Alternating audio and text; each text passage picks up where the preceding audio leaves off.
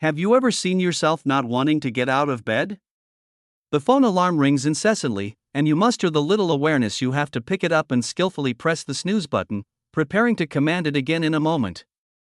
But unexpectedly, the second alarm you set goes off with a ringing sound that feels unbearable.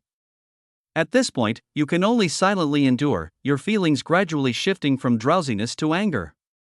So you go from drowsiness to anger, pulling out a handful of desert sounds and shooting them away, while you in bed feel like a dead pig, too lazy to move.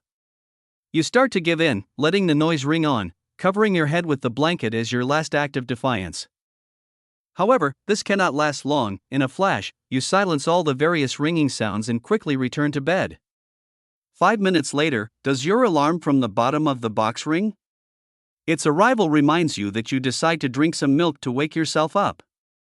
But just as you open the milk bottle at the door, it gets knocked away. Barefoot, you don't want to feel the cold floor, so you victoriously return home. On the way to prepare toast, you quietly wait, but suddenly drowsiness strikes. After a yawn, time seems to freeze as you approach the TV, ready to wake up, but before you know it, you've already fallen asleep after barely 2.5 seconds of watching. At this moment, an alarm rings, reminding you not to forget to show disdain to Lin Shang, as if saying, "Don't let me see you tomorrow."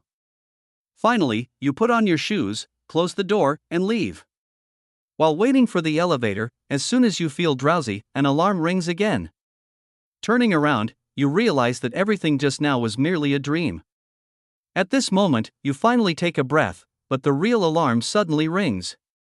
You can't take it anymore, remembering that today is Saturday and you don't have to go to school. So you pull out the desert sounds and end it all.